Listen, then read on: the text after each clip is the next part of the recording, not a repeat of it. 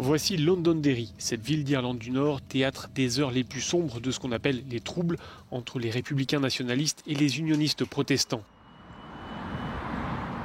Cette passerelle qui enjambe la rivière Foyle se veut un trait d'union entre les communautés, mais les efforts de réconciliation sont aujourd'hui mis à mal.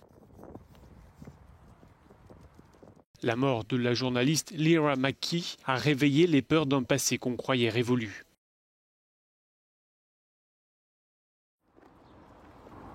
Lyra McKee était âgée de 29 ans, raconte notre envoyé spécial. C'était une journaliste prometteuse. Elle se trouvait là dans cette rue de Londonderry, faisant son travail de reporter, en couvrant les manifestations marquant l'anniversaire de l'insurrection de Pâques.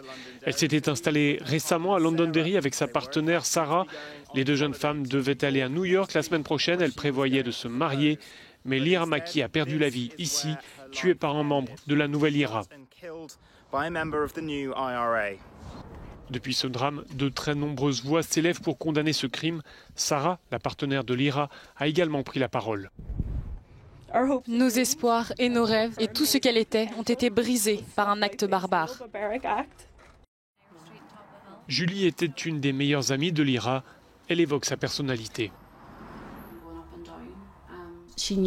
Elle savait ce qui était juste et elle se battait pour ça. Elle se battait pour les droits des sans-abri, pour les droits des homosexuels. C'était vraiment quelqu'un de bien. Ils n'auraient pas pu s'en prendre à meilleur qu'elle. Ils nous l'ont enlevée. Comment en est-on arrivé là, à ce regain de tension? Certains mettent en avant les incertitudes liées au Brexit ou encore l'incapacité des partis politiques à s'entendre pour former un gouvernement, et ce depuis 2 ans. Nous sommes face à un vide politique en Irlande du Nord et ce vide, il faut le combler. Sinon, les choses vont dégénérer dans les rues. J'ai récemment écrit à tous les dirigeants politiques, y compris au chef du gouvernement, pour qu'ils s'entendent. Faute de quoi, la population va complètement les rejeter. Les gens n'ont aucune envie de revenir en arrière.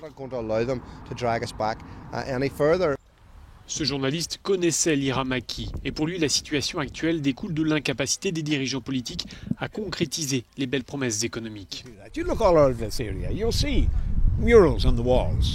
Levez la tête et regardez autour de vous. Partout sur les façades, on voit des dessins de gens avec des armes. C'est ça que voient les gens, même les enfants. Ce sont des dessins à la gloire des héros du passé. Maintenant, pour des jeunes de 14-15 ans qui n'ont pas vraiment de perspective de travail, eh bien ce qu'on leur propose, c'est de rejoindre les rangs de la Nouvelle IRA ou de tout autre groupe similaire. Pour ces jeunes, c'est présenté comme une perspective plus séduisante. Sur ce mur, symbole des revendications séparatistes, ce message a été ajouté « Pas en notre nom », témoignant le rejet de la violence.